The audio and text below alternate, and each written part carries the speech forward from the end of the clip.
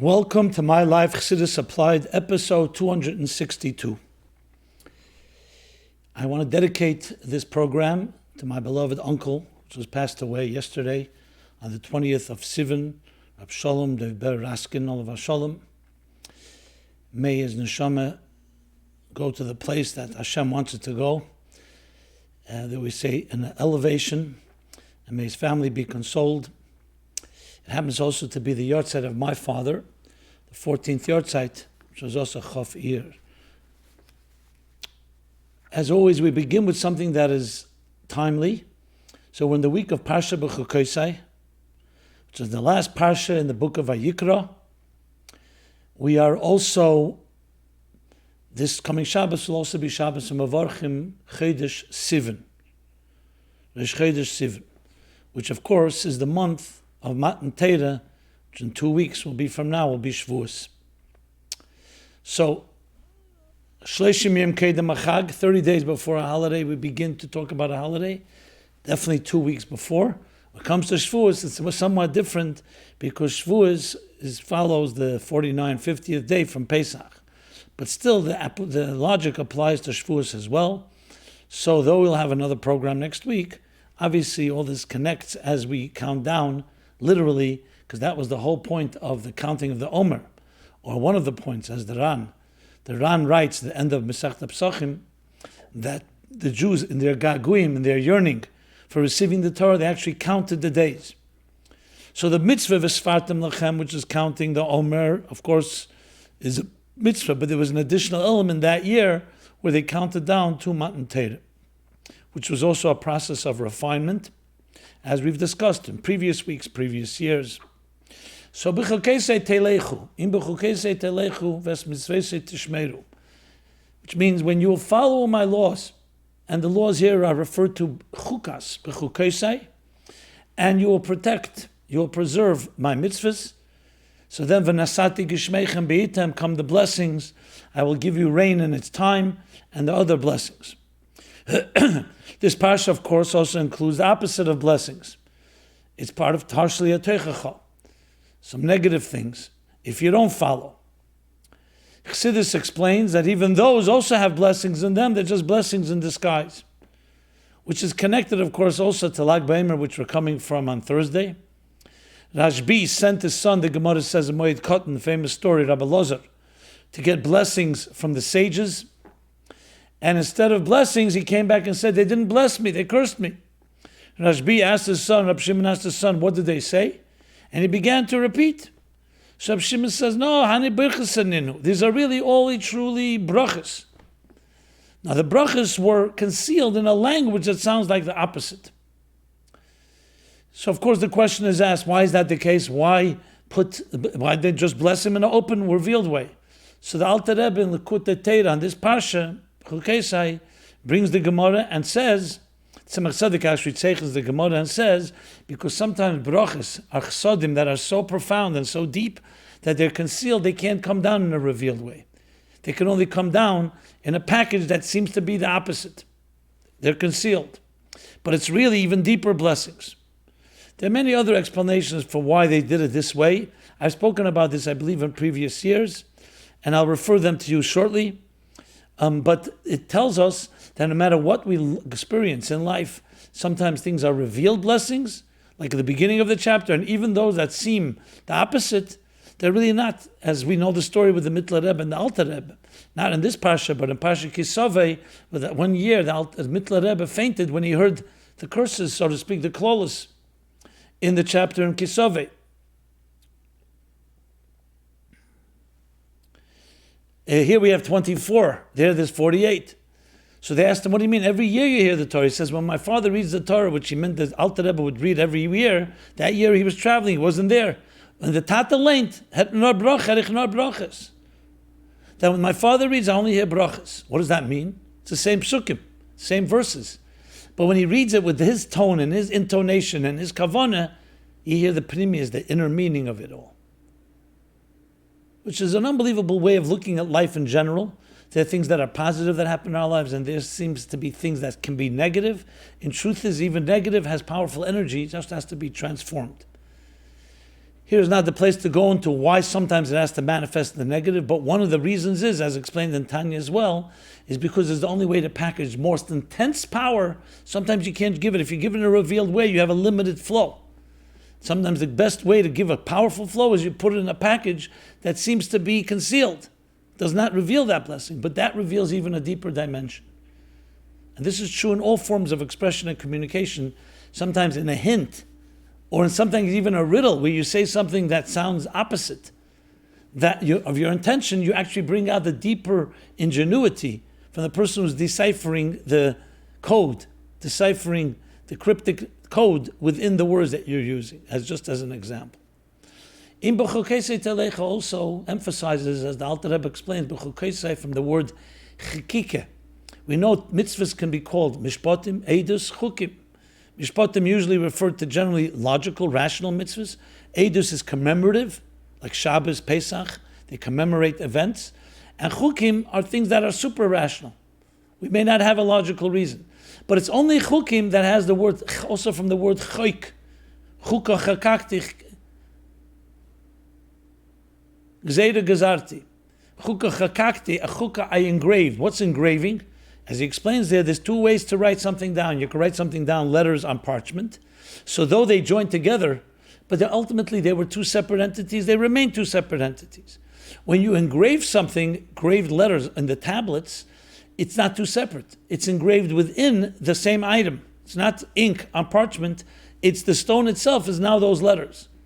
When it comes to a relationship with the divine, a relationship with our souls, a relationship with our own inner truths, you could have a relationship where you're connected, by, like ink on parchment. Or you could have a relationship that's an integral part of who you are. In rational mitzvahs, and even commemorative ones, you don't always see that integral element. Because you can say it's the rational reason. Take away that reason and maybe you wouldn't be so committed. So the ink connects to the parchment, but you can, under certain circumstances, separate them again. You can erase it. And we see a Sefer Torah has to be checked because it's possible there should be a crack, there should be even a letter distorted or even erased.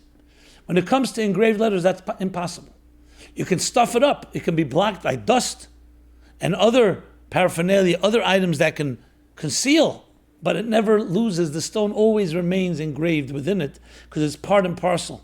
And that's only in mitzvahs that don't have any particular rational reason, is because God said so. It's part of who we are. So why do you do this? Because I love you.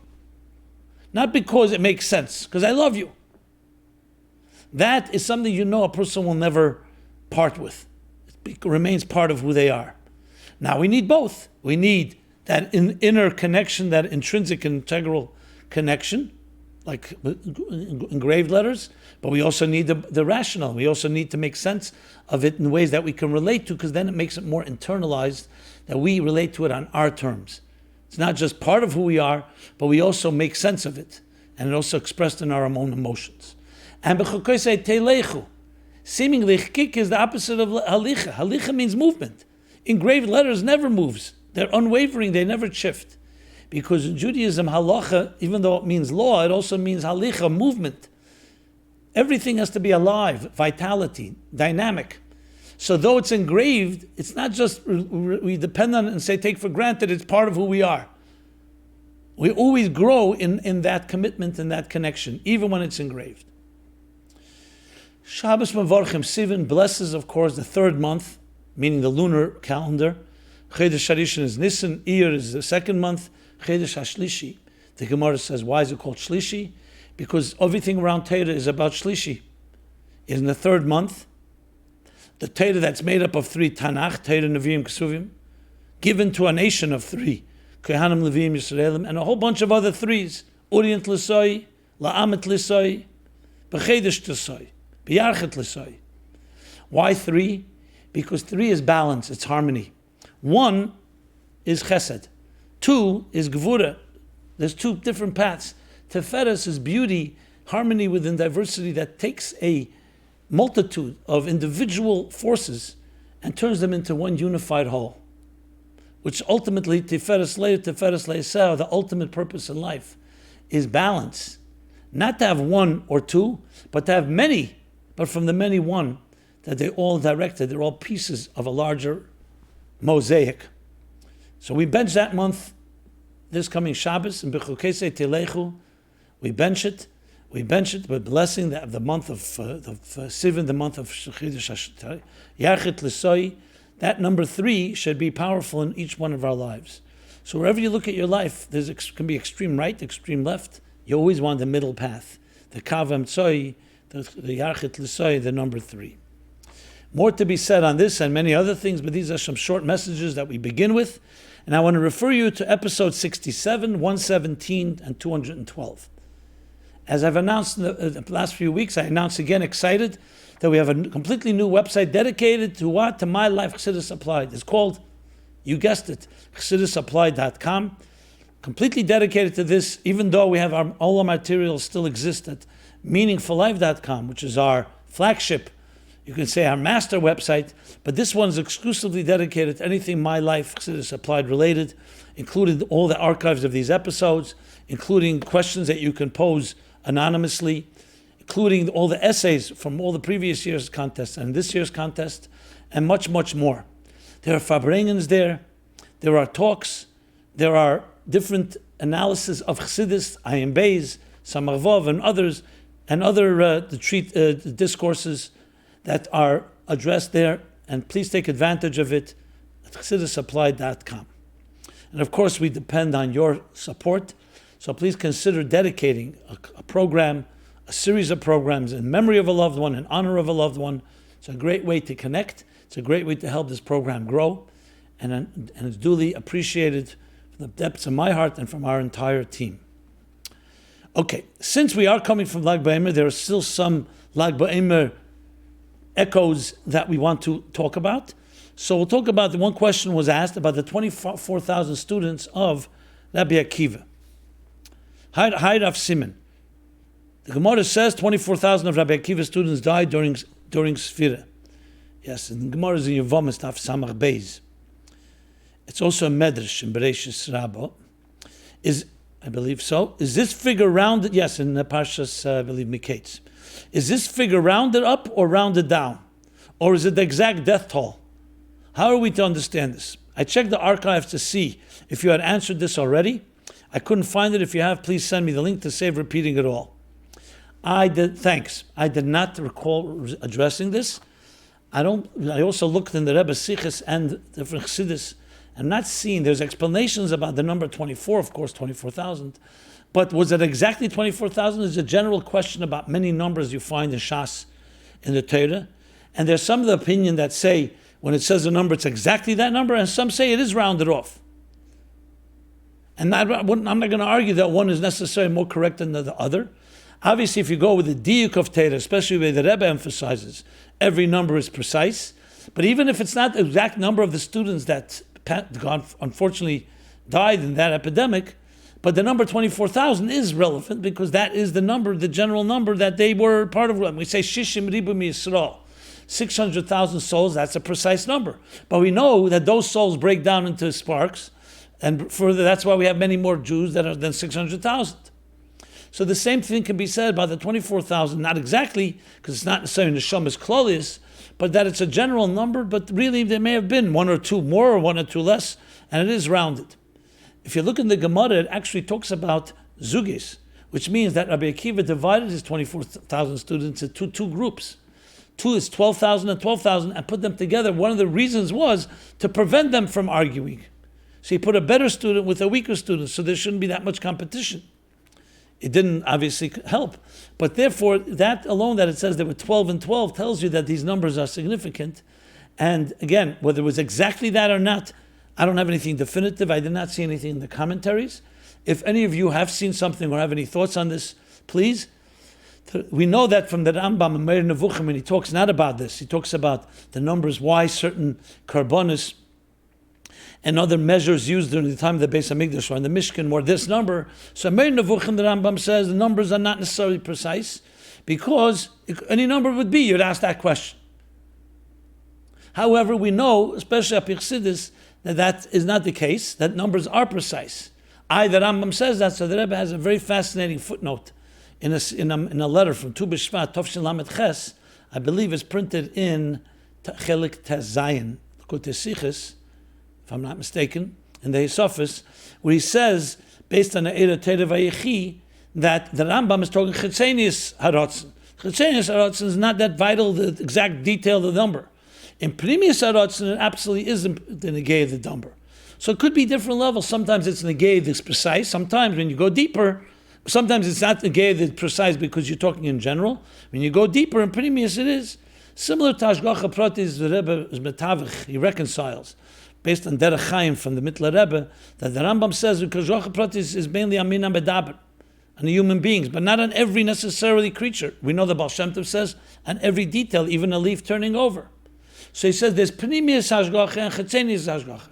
In general, what matters most is, of course, the purpose of creation, Bereshis, B'shul Yisrael, B'shul HaTeira, and that's where the primary Hashgacha and providence is. So then you would say, the details, it's like, I want my house to live in.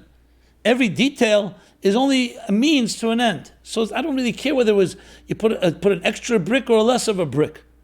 But when you talk Pnimius Hashgacha, when you talk in the inner dimension of it, every brick counts and every fiber of existence counts.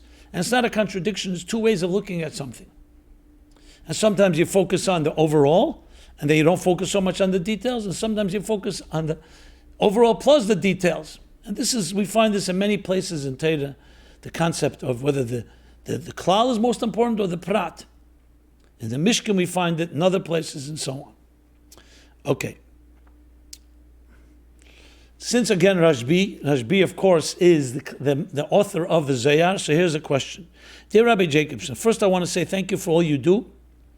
I'm a big fan. I just watched your weekly Sunday stream and thought I'd send you this question that is disturbing me. I was interested to see in my email box mention of an upcoming symposium on the Zohar, but when I read the description, it left me uneasy. I'm not going to read the whole description, but basically, the part that disturbed me in this description is that they're calling the Zohar a work of fiction that was invented, quote unquote, by Moses de Leon in the 13th century. I am new to the study of Judaism, but in my brief encounter, my understanding is different, that at least its seeds come from Reb Shimon Bar Yochai or even earlier, that is the Zohar's seeds. I understand that there are fundamental differences in the way the conservative movement, the lecture I'm referring to is at JTS, approaches the oral Torah. I'm not sure about this, but again, my understanding is they do not believe it came from God.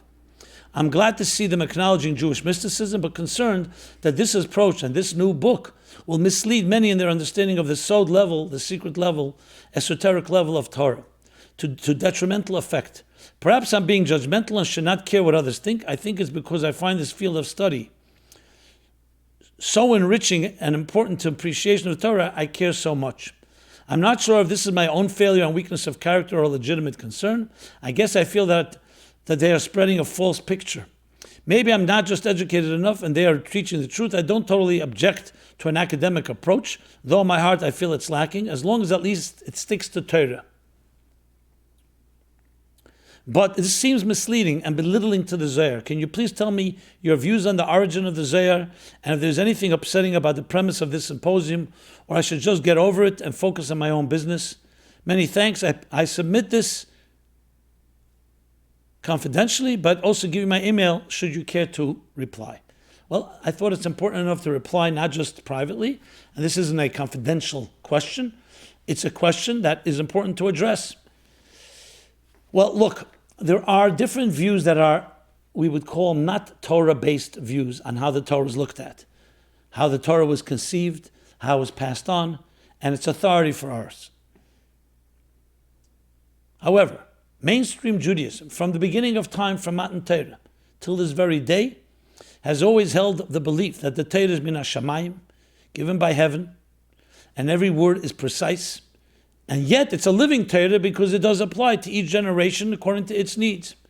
It's a living Torah, it evolves, but not that you can tamper with the fundamentals, it evolves in its applications based on situations. For example, today we have concepts of genetic engineering, Shabbos elevators, different technologies that once upon didn't exist. So we take the fundamental, universal, eternal principles and apply them.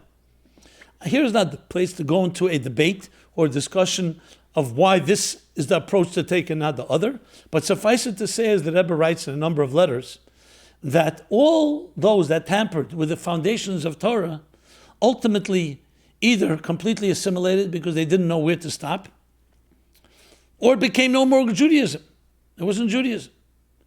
Just like even Lahavta, the Constitution of the United States, look how they are meticulous and how they argue one fine point, and it's a man-made document according to everyone. But to go back to the Zohar, there are views when you go to the secular establishment, how they look at mysticism and their own views of it, but it's all based on their own rationale. It's not based on the way we accept Torah, including Primus HaTorah, passed on to us, Deir after Deir, in a Maseda, in the Ishma Pi'ish, not in any unbroken chain, all the way back to Moshe Rabbeinu. And that is the same application to Torah and Torah Sheba'al Peh. Just like the Torah B'Pirusha Nitna, as the Rambam says in his introduction to Mishnah Torah. The Torah was given with its commentary, which means when Moshe was on Mount Sinai, he heard the Torah, not just the written, but also the oral interpretation. This oral interpretation includes all the oral interpretations in Talmud and Medrash, and also Primus HaTorah in Zohar. Primus HaTorah. Pshat, Remez, Drusad, 4 different ways of studying Torah.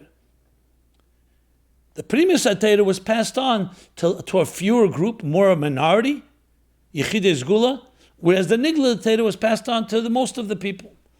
In time, it also started becoming forgotten, so that's why Rabbeinu HaKadosh decreed with his colleagues, Eis Lasis Lashem Eferu Torah Secha, now is the time to come to document and print the oral Torah, even though it was a prohibition not to write down the oral interpretation.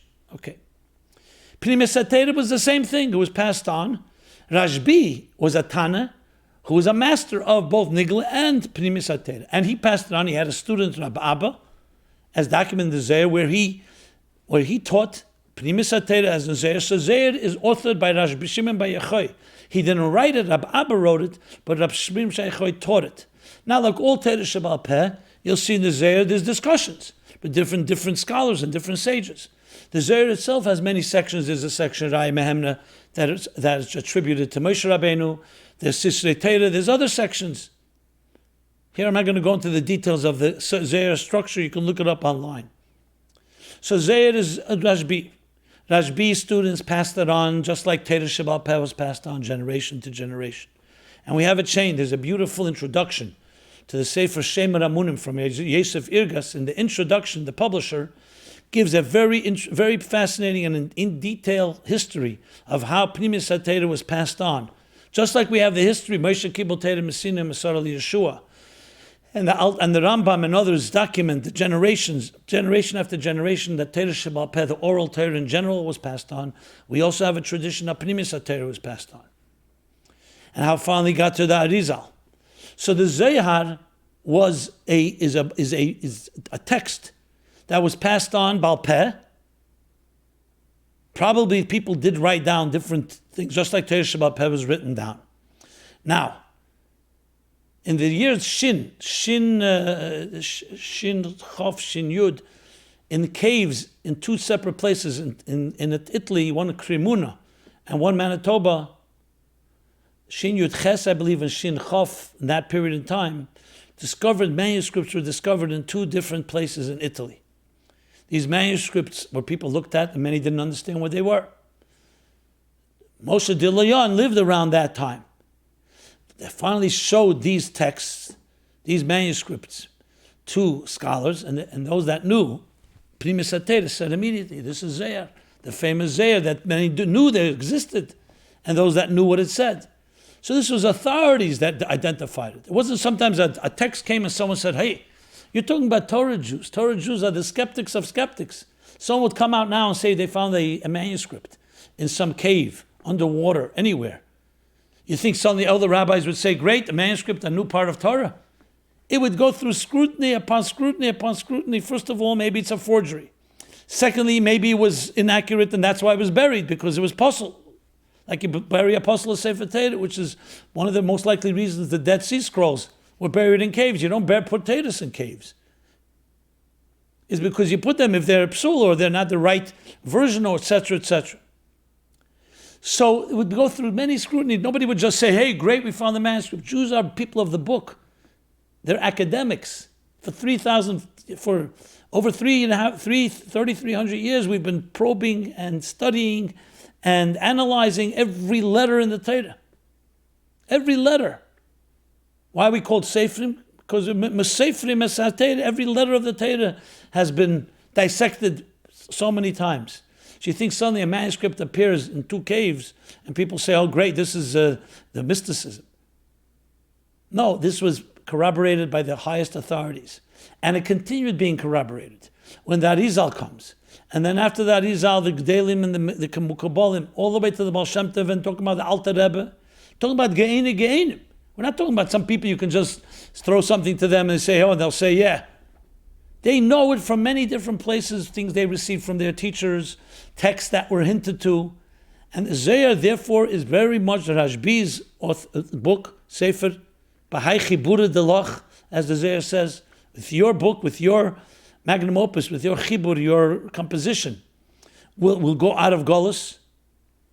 Now, of course, in that years, you had Moshe de Leon and others that were involved in publishing it.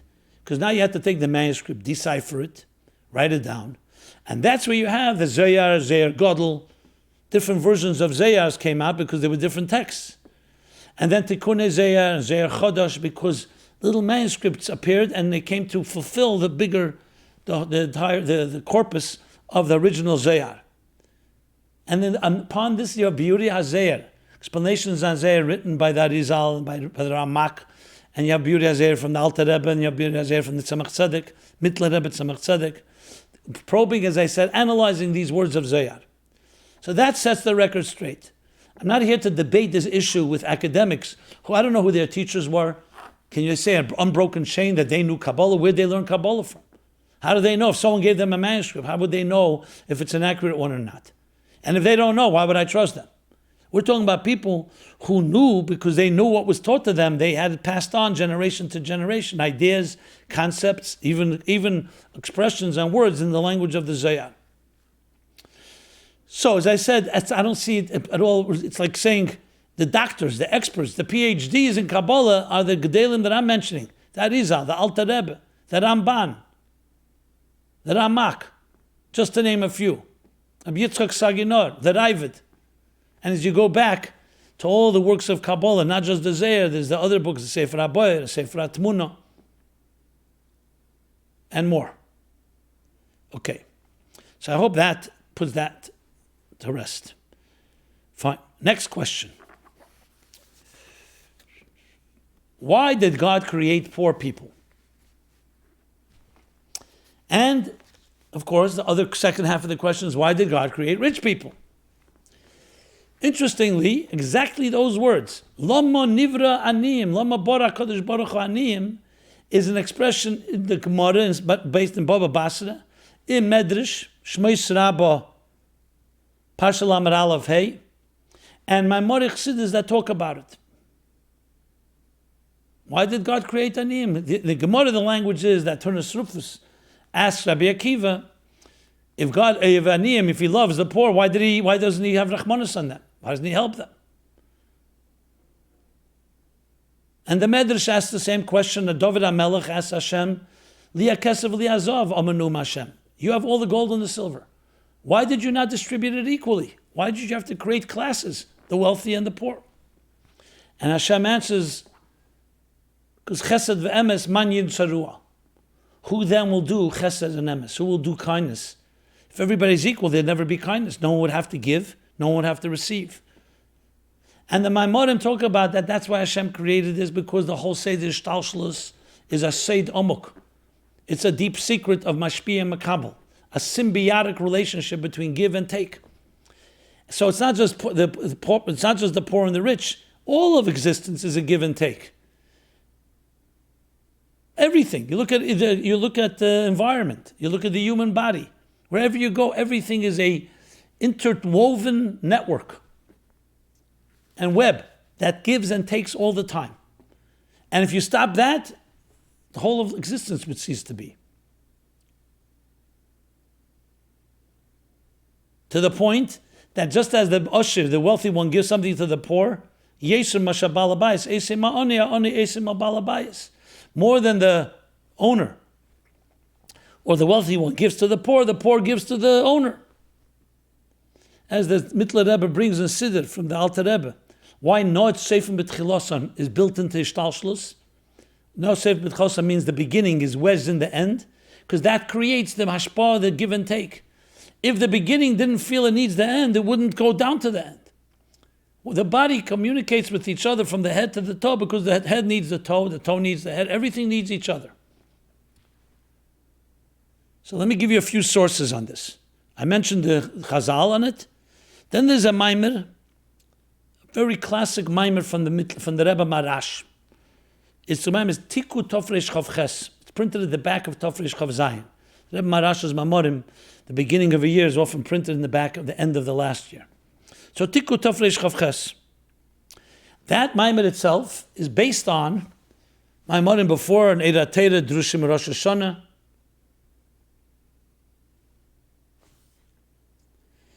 And page, I'll tell you what page, Rosh Hashanah 1391, as well as other Maimorim.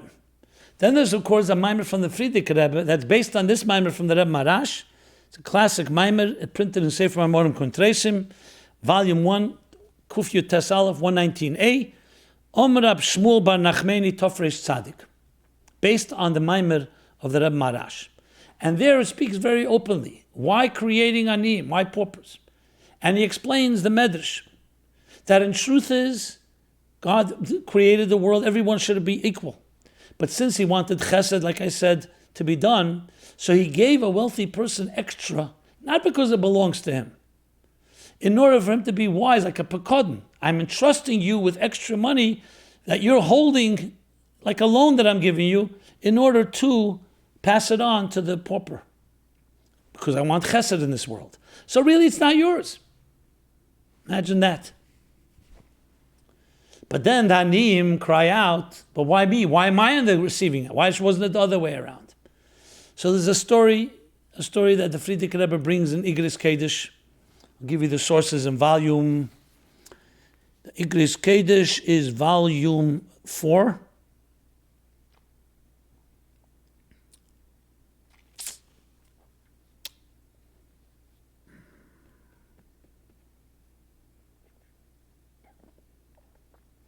Page 44, 45, as well in volume 6, page 254 and 255. And the Rebbe cites the story in his Sefer HaTeildos. As we know, the Rebbe composed a Sefer HaTeildos, a story, the history of the Rebbe Marash. So on page 16, he cites the story. I'll just briefly tell it, and you can look it up yourself. The story is the year Tofresh Chav Ches, and the Rebbe wonders whether it's the same Maimer. But in Tofresh Chav Ches, after that summer, the summer of Tofresh Chav Zayin, there was a big fire in Lubavitch. The Rebbe Marash could not stay there. So he traveled. He ended up in Kishinev. It's a whole story. He didn't want to stay in a certain place to give him a big house. But he ended up saying a Maimer Chassidus outside, in a beautiful day. He said a Maimer Chassidus, a passionate Maimer Chassidus. And that's what this story talks about. Rab Zalman Zlatopolsky was a chassid there, and he relates, the Frierdiker Rebbe cites him, of what happened. He says on the third day of Tishrei, on Tuesday was Vov Tishrei, many of the Gvirim and the distinguished people from Kishinev came to the Rebbe Marash, and they said, since it's a big city, they couldn't come Rosh Hashanah to hear his Maimer, they want him to say something for them. So he went out and said a Maimer Chassidus on the Posuk Tfilah La'ani Ki Yativ. Ulifnei Hashem Yushpech Sichi. And in the Maimer he started saying, he's speaking about exactly this. What the Aniyim cry out, why is it? The question is, why did God create poor people? So he explained Mashpia Makabel, everything I said before. And then he says, the Rebbe Marash raised his voice. Hadras Kedushas Kele. His sweet, his holy voice. His sweet and holy voice. And he spoke Bekel Tainav, like an argumentative tone. And what did he say? That yes, you need to have Mashpia Makabel. And that's why you need to have a Mato and a Maila, someone that's higher, someone that's lower. But then he says, but the other man Tainet, the poor person Taines, he comes and complains. Vos daf represent der Makabel. Why do I have to be the Makabel? Und der Teine von der Roman is doch a Teine Tzedekes, the Rebbe Marash said. And his argument is a good argument. Why him? Then it goes on, and Reb Zalman says that when the people heard these words, they started crying with very powerful tears. Halavai, Reb Zalman said, Hayisi, I would be zeicher to cry like that, my last day of my life. And he said, we saw that day how the Rebbe could melt even the tough and somewhat insensitive hearts of the Gevirim of Kishinev, and after that, they became Balei Tzedakah like never before. So what's the answer? We don't have a direct answer. So we have another story where Rebbe is Mechabed Ashirim. The Gemara says Rabbeinu HaKadosh would honor the wealthy. Question is, what is that? Torah is wealthy. We honor the wealthy? Money matters. So the Rebbe explains, because when Hashem blesses somebody with wealth, it means God is giving him a vote of confidence that I'm giving you more because I trust that you'll be wise enough to know to use it. So he's not respecting the money, he's respecting what the money symbolizes, God's vote of confidence in this person. So you could say that God shows certain people that he's confident in them, that if I gave it to you, I know you'll share it. I don't know if it's a complete answer. Maybe the paupers he didn't trust that way. But then of course you'll say, so then what happens with the wealthy people who don't end up giving? Yes, they disappoint, they are disgracing the gift that was given to them. But upon him, in answering the question, we have a lot of rich material. So this Maimer, both the Maimer Rabbi Shmuel Bar Nachmeni, Tofrei Tzaddik, and the Maimorim I cited all talk about this. I can give you a few more sources if you like. Why not? The Maimer was also said by the Rebbe. I don't know if all the details in Tofshin Chai in the Tishrei Maimorim, Tikku B'Chedesh and Dirsha Hashem B'Motzei. And where else do we have anything? In Tofshin Hei, Sefer HaSichas, Frierdiker Rebbe in a Sicha Sukkah Sicha, page 50, also tells briefly the story that happened in Kishinev that year, Tofresh Chav Ches. Just the equivalent, Tofresh Chav Ches, is 1867, let me be precise. Okay, I think that covers that, and if you look in the Maimorim of the Tofresh Chav Ches, you actually can see there are more footnotes that the publishers added to get the bigger picture here. I would also add that even in the Mefarshim, in Eirach Chaim, Amishpatim 22:4, the Alshich Mishlei 18:16, the Even Ezra in Mishlei 19:17, also say similar ideas about how God entrusts the wealth in order for them to give it and share it. Okay, next question. Rich versus poor. Let's move on. And I thank you again for these questions, very interesting questions. How can I deal with conflicting feelings about Yiddishkeit and Chabad? I feel at times that I'm living a double life. Thank you for your weekly classes, much needed wisdom and clarity in our times. On the one hand, I have deep-hated issues with Judaism and particularly Chabad. Now, I may believe that it's true, but perhaps the way it was taught to me I didn't like. I can't run away from it because I see it around me, the people I meet, shul, the way I see that they behave. Anyway, I somehow feel better, and my emunah strengthens when I go on shlichus, help a yid, have Torah discussions. Do others feel the same as me? Why do I feel like this? I can't go on shlichus or teach Torah every day, as that's not what I feel I should do, as other important matters occupy my life, such as work and marriage. Can I feel the same all the time? I'd like to feel stronger in my emunah, but I can't. I feel the world is too strong and big. I hope this is clear.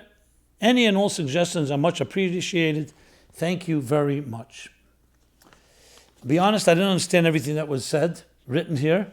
But what I do pick up is, I think, a feeling that many people have. First of all, I'm not sure why you say you can't go on shlichus. If you believe in it, why can't you? Shlichus can be very successful, b'gashmis and beruchnis, and it's a focused life, and it's a life that the Rebbe encouraged people to do. So I'm not really sure your reasons, and since we're not speaking face-to-face, I can't discuss it with you. But since you may be listening to this, I just wanted to throw that out there. Maybe you should talk about this with your mashpia. As far as dual feelings, people have that. You know, the fact of the matter is, we have a nefesh halikis and nefesh habamis, a divine soul and animal soul. So there right away you're going to have a duality, two different voices that argue with each other. On another level, sometimes you grow up in the system and you see Torah and Chassidus can be beautiful. The standards are magnificent. the Rabbeim. But then you start looking around, you see people don't live up to it. So you get this feeling that what's going on? People living double lives. And it could be very disconcerting and disorienting. But that's why it's critical to make your Yiddishkeit alive in your life. You learn everyday Torah, everyday Chassidus. And you learn it with others, with chavrus, and you fabreng. So it brings in a lachluchius, a moisture, a warmth, and a vitality. That's how you keep your standards alive, and you keep yourself idealistic, and don't succumb. We all will see at times in our lives things that disappoint us, even from people we really respected. But they're people at the end of the day. People are people. And we have to always look at what the standard is and not look at others, but look at ourselves. What are we doing to live up to it? So I understand your question. And as I said, many of us have times like that. The only way is to keep yourself tied above to what the Rabbeim taught us and not what you see around you, even when you see hypocrisy or other types of duality, or I should say duplicity.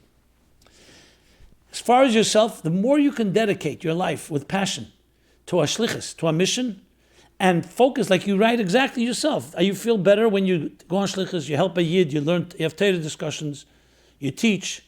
The more you do that, the more you're involved in helping, that is undeniably always a positive. And that creates a far more, I would say, integrated approach in life instead of being challenged, instead of being allowed to be swayed by the duplicity within ourselves and what we see around us. Much more can be said about this, but on a personal level, I would say, speak to a mashpia that you trust. Get it off your chest, speak openly, and you'll see many of us will have these issues. You look around, it can be very depressing at times. But that's why we're taught to look with the right eye, to look up, and to look at what am I doing to make things better? Not why is things not better? What are you doing? And the more you're involved in doing something, the more you're part of the solution, the less you'll be part of the problem. Next question. It's a bunch of questions. These are questions that came in over time. Some of them are recent questions. And just to encourage you that all questions will be addressed. Sometimes it takes a little time because there are many questions keep on coming in. And I thank you for that. But you'll see interesting questions. Again, I'm always surprised at the questions I didn't expect. I'm surprised that there's always new questions. Next question. Should non-Jewish spouses be welcomed into synagogues, into Chabad synagogues? It's the same question, just different type of standards. Unfortunately, we live in a time, it's sad to say, it brings tears to all our eyes. Intermarriage is not a small matter. Large numbers of people are unfortunately intermarried. It could be a Jewish man and a non-Jewish woman. It could be the other way around. Obviously, if it's a Jewish woman, the children are Jewish. But it's a plague, it's a challenge. Some of these people come to shul. So the question, of course, is what to do. So let's start. If the mother is Jewish and the husband comes along because he's the father, the children are Jewish, so there's an investment here. Even if it's the other way around, the husband is Jewish and the woman, the mother is not, and the children are not. So it's true, you don't necessarily want to cultivate in them a sense of Judaism because they're not Jewish. You don't want to reject either because we never go negatively with anybody. But the man is Jewish. So this creates a lot of complications. So you have to make a distinction between welcoming people who come and not throwing them out or inviting them. So if it's a non-Jewish family and they live a non-Jewish life, even if the man is Jewish, so fine, you have to find opportunities where you can invite him. You can't say to him, come and don't bring your children, because often he'll bring his children, especially if he thinks his children are Jewish. But you have to make it also clear, because you don't want to fool him to think otherwise, that, we love you, we love all human beings, but you have to know in a very sensitive and kind way. This can have bearing when it comes to aliyahs, it has bearing when it comes to bar mitzvahs, simchas, of course, weddings. Many mistakes have been made, people just don't want to address it. You have to do it always in a kind way. We're not talking about harshly, we're not talking about in any obnoxious way. So to invite non-Jews to shul, it's not their place to be. If they come, it's not our job necessarily to throw anybody out. Even to ask them nicely, especially in this case where we're talking about it's a family. So it all comes down to the measure of involvement. Now, I know situations where a non-Jew just walks into synagogues not even married to a Jew. We don't even know necessarily. So we're going to go around and ask everybody. So slowly you pick it up and you see. And again, it has to be done always kindly and sensitively. And it's not always a job for us to reject somebody. If they pick something up, they're learning something, they're inspired, so be it. You just don't want anything bad to come out of it. That they think that they're Jewish, or they should try to be influencing people with different agendas. So that's what you have to always be careful with. I'm not suggesting it's an easy solution. That's why case by case is always necessary. But these are just general principles. And this is also true. You invite people for a holiday meal, and it happens to be an intermarried couple. Or maybe they think they're not intermarried. Maybe it's not a halacha conversion. So this is a little different. It's a meal. It's not a shul. It's not a synagogue. So this goes, the bigger question is, do they know what their status is? Do they know their status in your eyes? Really touching upon a different point, but I might as well, since I'm talking about it, I don't want to ignore this. I've told many rabbis and shluchim and others, the best way to deal with things like this is nipping it in the bud. Be like a lawyer. A rabbi is not just an administrator, he's not just a fundraiser, he's also a soul doctor, and he's a lawyer in a way, a Torah lawyer. He knows Torah law. If someone came to you as a lawyer and said, I want to buy house insurance, or I want to buy a certain product, a different type of insurance, a good salesperson, a good lawyer will tell you, buy AAA, the most secure version, not AA. You want to hire an architect, hire the best one. When it comes to conversion or other halachic matters, there is AAA.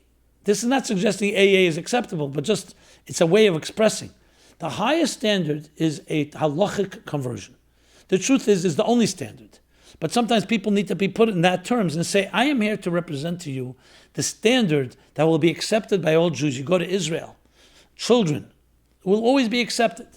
If you do a conversion another way, which is not halachic, besides the fact that it's not a legitimate one, but even for those that think it is, it's definitely not the highest standard. Again, I don't want to give the impression I'm talking about that it's a standard but not the highest, but I think you get what I'm saying. So your objective is you're helping the person. I'm helping you by giving you good advice. Get the best, and that way you'll prevent a lot of problems. I know it's a little digressing, but I wanted to mention that in the context of this. Okay. Next question. Does a tinok shenishba have free will? Someone is a tinok shenishba, does he have bechira chofshis? Doesn't a yid always have bechira, free will? Even non-Jews have bechira will for 7 mitzvahs, as explained in Igris.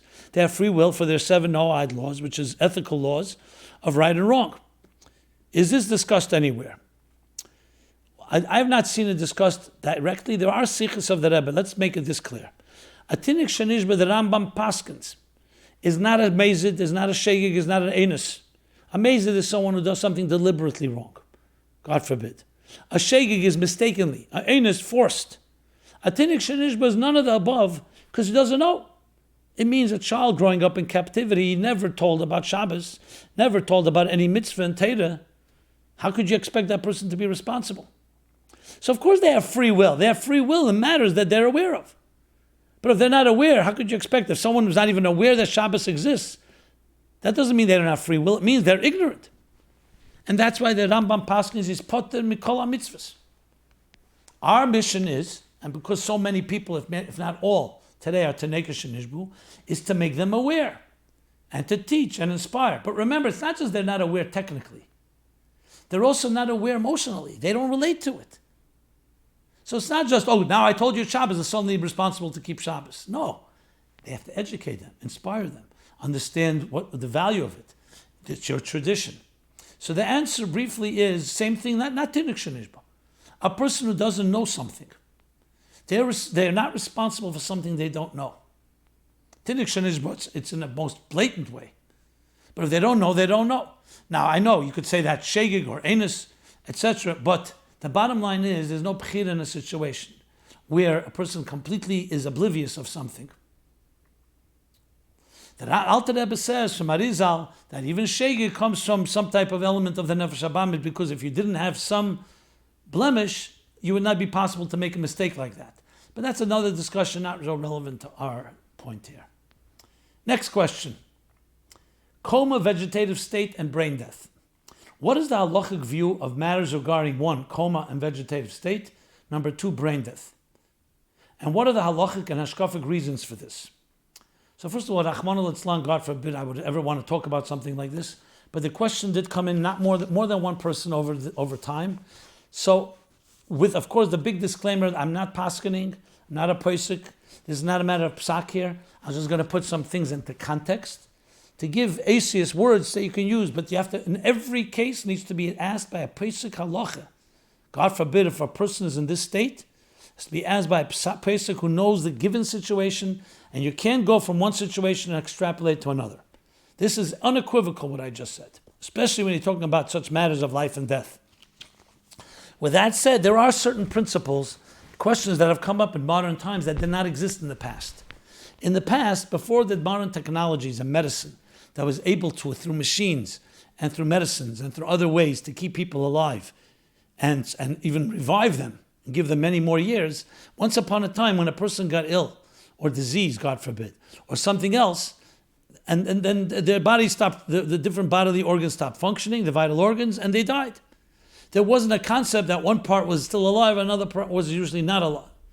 Even though there are scenarios, but not quite as intricate as we have today, the concept that you could have somebody who's in a completely certain state, but their heart is beating, or other things like that.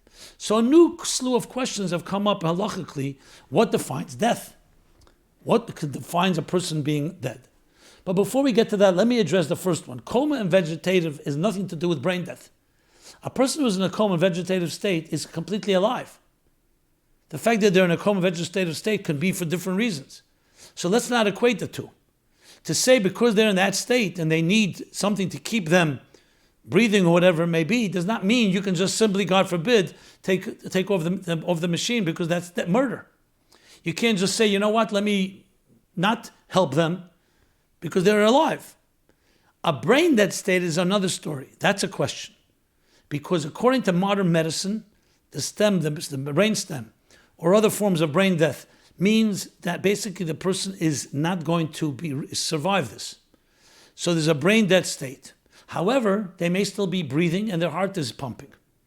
So the question is, this brain dead that medicine today calls death, which means if a person is brain dead but other parts are still alive, you can take an organ and transplant it when that's allowed.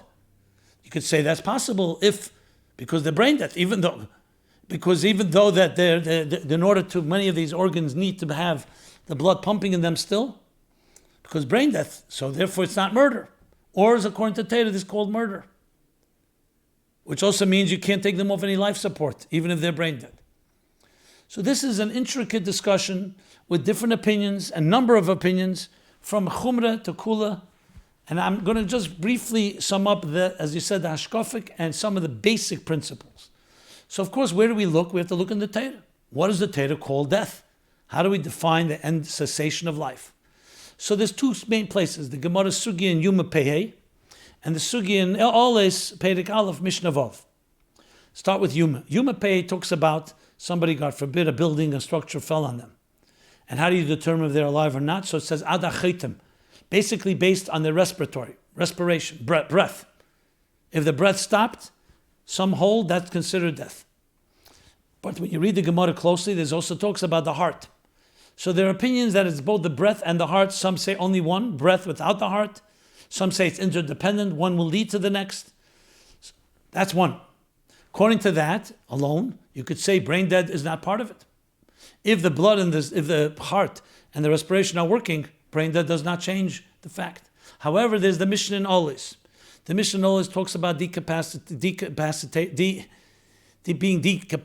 decapitated, God forbid. And therefore, you can learn from that that's considered a form of death, or that is considered death. So if the brain isn't working, that's a form of decapitation, because the brain is a part of the body. It's actually the central nervous system. Others say, no, you cannot derive from that anything, because it's not necessarily decapitation.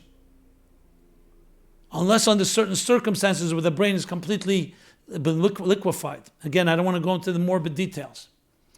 But there's a second point. Who determines, even if you were to say that according to the Mishnah it is that way, who determines that it's actually brain dead? Maybe the machines are not measuring properly. Maybe there are things that are still alive that we're not aware of. So based on that, people are much more strict and and brain dead is not enough to declare someone not alive. Now, what's the psak halacha? There are different opinions, from one extreme to the other extreme, and that's not the scope of our discussion here. But this is the context of how it's talked about and the different aspects of the situation. And therefore, to really understand and look it up online, there's plenty written about it. But halacha-wise, absolutely only through a pseisik halacha, someone who's a mumche in this sugya, not just a pesach, a mumche, expert in this sugya, because every case can be different. You have to know the details, including exactly what the doctors are saying, what exactly is working, what is not working. I apologize again, I didn't want to talk about such a topic, but the question has come in, so I decided I'll address it. Okay. Where else do we have here? We have a follow-up on anti-Semitism, and it's a long one, so I'm not going to, which was in episodes 251 and 252. So I'll just read a part of it, and I'll follow up in coming weeks. Thank you, Rabbi Jacobson, for an excellent program that continues to benefit so many people. I would like to share my thoughts on dealing with anti-Semitism that you discussed over the past few weeks. Over the past year and a half, I've engaged in constructive dialogue online with around 30 anti-Semites. It just sounds funny, that's all. It's pretty sad, actually. And I'm writing to share the knowledge that I've gained. My policy in these discussions was never to bash or insult, even if I was bashed or insulted. Thanks to these discussions, I've seen 80% of the rhetoric changed for the better. A couple of these individuals have publicly thanked me for engaging in civil discourse.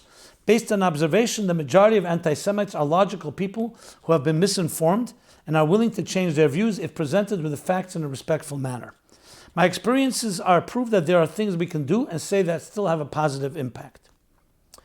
It goes on to say, here is a compilation of their complaints and effective ways of addressing these issues. As I said, because of time limits, I just wanted to give this introduction, but I want to make one comment. Not everyone's going to necessarily agree with this approach. Why engage with them? People who are anti-Semites are narrow-minded, racist, and why educate them? I commend you if you actually were able to change their minds and they have grown from this. I can't argue with success, but I'm not sure what motivated you and how do you really know they're real. It's online, etc. But I will hopefully read some of what you've written, and I may agree or disagree, so just be aware of that. And I want to say to anyone that has the same reaction I have, is don't come to any conclusions. I got a letter. I chose to read it. And let's see what the person says before we come to any judgment or conclusions. And as you know, I'm not going to be bashful, or nor will I mince words in my reaction. But I wanted to get the conversation going, so we will talk more about this in coming weeks. I see there's a lot. You've written a lot. A good 3-4 pages on this. Okay. Let us go to the Chassidus question now. The question is like this: who repairs the shattered containers of Tohu? God or us, humans? On one hand, we learn that the balanced world of Tikkun, which is the world of Atzilus, comes to repair the dissonance of Tohu. Tohu was a world, or is a world, where conceptually, not physically obviously, the energies and containers, the purpose of their existence, and the function were tense. The energies were too intense, the containers were too fragile, so it shattered. It created a break. That would suggest that God, who put into place the world of Tikkun, is the one who repairs Tohu. On the other hand, we learn that our entire work in this lowest of worlds consists of Avedis HaBerurim, to repair the shattered pieces and gather their sparks together. Which one is it? Okay, an excellent question. To rephrase it, the world of Tohu, just like the Tzimtzum Addition, is something that's perpetual. Part of Seder Ishtalshlus, after God concealed his presence in the divine Tzimtzum, then began a Seder Ishtalshlus of the Kav, creating one level after another level.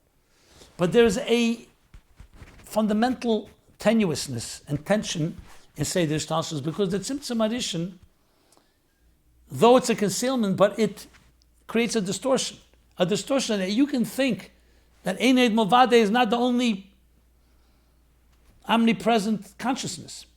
There's independent sense of consciousness. So the way I always put it is that Tohu is a form of a market correction. It's like when things are not really in place. Before the Tzimtzum, everything was aligned. And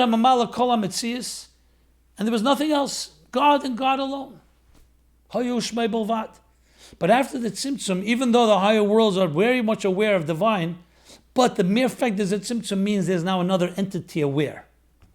So Tohu in a way is like a wake-up call, a red flag that something is wrong. There's something imbalanced here. We can't be at peace with the world post-Tzimtzum. So the containers shatter. But Seiser Amnas Livnis, that's not the Kavanah. The reason God did it, He destroyed in order to rebuild, that now would come Tikkun. Once you've had this complaint, just think of it like a human body where there's something wrong.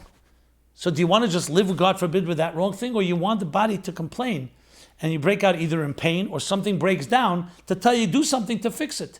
Comes Elam Tikkun and repairs it. It takes these shattered containers, takes this tension, that resulted from the tension from the dissonance, and those pieces become rebuilt, Tikkun. So Atzilus has its own energy of its own, outside of it repairing. But it also is made up of repairing the shattered fragments. Think of it like an example would be a narrative. A book is written, it's a story. Very clear story, you read it, you see the whole plot.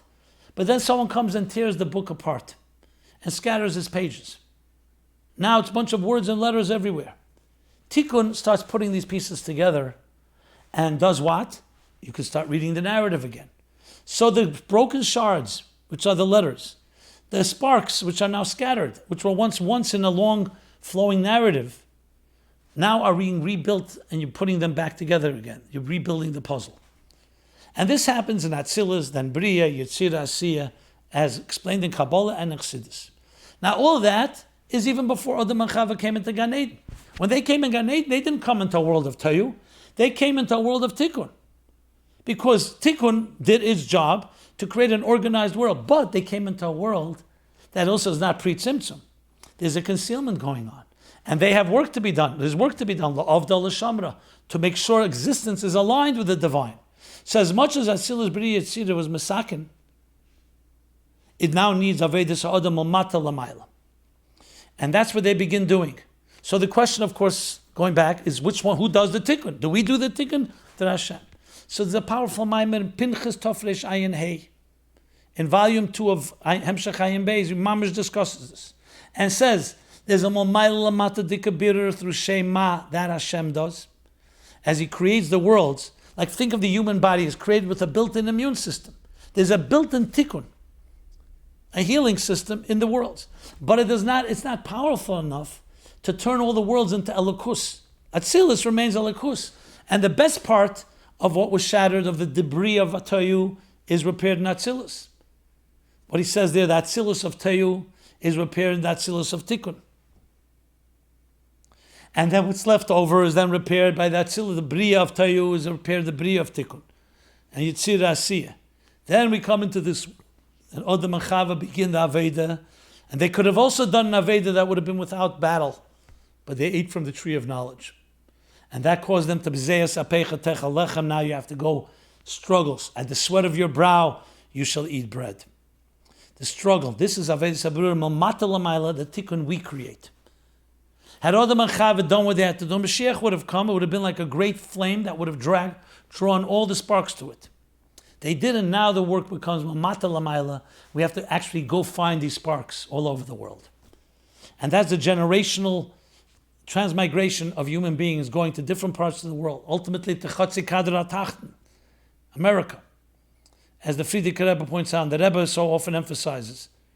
Because here, it's the place where Matan Torah is not revealed as it was in the hemisphere where Matan Torah was given, where Israel is, that hemisphere, the upper hemisphere. So now we elevate it from the bottom up, and this creates the ultimate tikkun, even in a greater, deeper, more premiistic, internal way, that will ultimately bring Mashiach, and then the world will be repaired and never again to be broken. So from the above down, does a repair, but it doesn't do the complete repair. It's like the Koyach the Eibishter gave in the Beis HaMikdash. Or in other times, it's a power from above. We need from below, and that's where the tikkun that we achieve. That's in brief the answer on Luke and Pinchasai and Hay. It's a rare mimer that talks about this topic in such detail. I also refer you to episodes 157 and 194, where the topic of Tohu was also discussed. And with that, let us go now. Essay Contest 2019. The next 3 essays in order of their marks. So we're talking about still top essays. All 3 this week are in Hebrew. Again, to demonstrate how well the Hebrew essays did. The first one is התעלמות והדחקה כפתרון אפקטיבי. Denial and avoidance as effective solution. Of course, it sounds counterintuitive. Written by Yisroel Dandrowitz, age 41, Arad, Israel. He's Reish Beis HaMedrash Beitar Illit. He's the head of the Beis HaMedrash in Beitar Illit.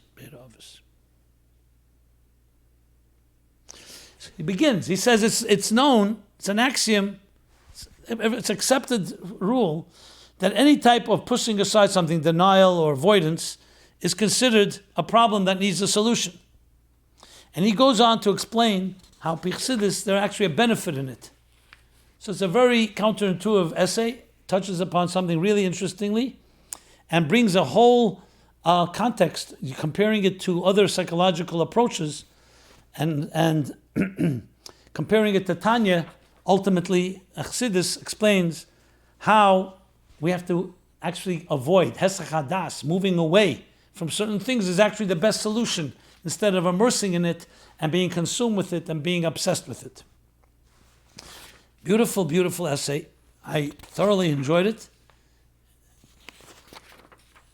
The next essay, he brings an excellent, beautiful moshel that I just wanted to look at again. Yeah, you'll see it at the end of the essay. This essay and all essays can be seen at ChassidusApply.com. Essays, there's a whole special essay section. All the newest essays are posted there. Subscribe to our weekly emails, and we also send them out to you weekly in your inbox. Next essay, Misam Pel Adam. Who gave a man a mouth to speak? From the verse in Shmois. Menachem Mendel Amiti, age 24, Jerusalem. He's a student. And he talks about exactly that, the power of speech. What is the true power of speech? Based on what Moshe Rabbeinu said to Hashem, what Hashem said to Moshe, who gives a person a mouth to speak. And it gives you a very interesting, I would say almost new, innovative way of looking at human speech. And ways that, of course, based on Chassidus, and ultimately coming away with a different approach of how we should look at our speech with a far more deeper conscientiousness and sensitivity. And finally, essay number 3 is mindfulness Chassidi, Chassidic mindfulness. Shmuel Elboim, age 40, Beitar Illit, Israel. He is responsible for the editing and editorial content on the website chassidut.tv. Okay, well, the name tells you it all. Chassidic mindfulness. It's a big hot item today. But what does Chassidus have to say about it? Mindfulness. And looks at what the secular world calls it and how different it is. Chassidus is a far different responsible approach of a person being able to focus like a pnimi at the moment, in that moment, living the moment, and not allowing other distractions to affect them. The power of the second. And does a wonderful, again, a masterful job, and uses the words of akudim, nukudim, and vrudim, which, by the way, is another akudim, nukudim is Tohu, vrudim is tikkun, to use that as a model for this type of focus. Again, a brilliant essay. Thank you for that. And with that, my friends, we conclude this week's episode of My Life Chassidus Applied. It was a very rich episode, many different topics. Some I still have to continue, which I will do. We're here every Sunday, 8 to 9 p.m. My Life Chassidus Applied, episode 262. May it be a blessed Chodesh Sivan. Well, we're going to still be speaking about that next Sunday, but this is Shabbos Mevorchim. In Bechukosei telechu chazak chazak v'nis chazek, the end of the Sefer Shlishi. That we should strengthen and be strengthened with Teres Chaim, and especially Primis HaTorah that illuminates for us and gives us direction, a blueprint for life. Everyone be well. Thank you.